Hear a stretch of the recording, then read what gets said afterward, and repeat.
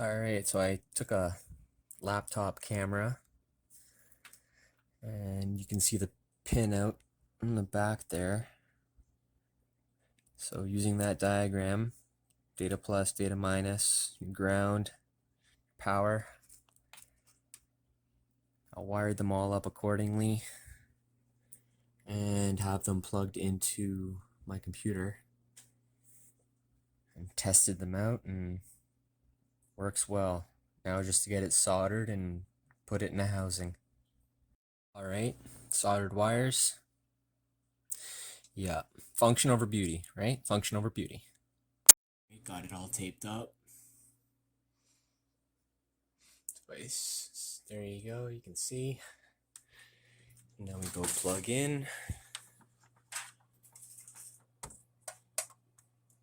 Of course.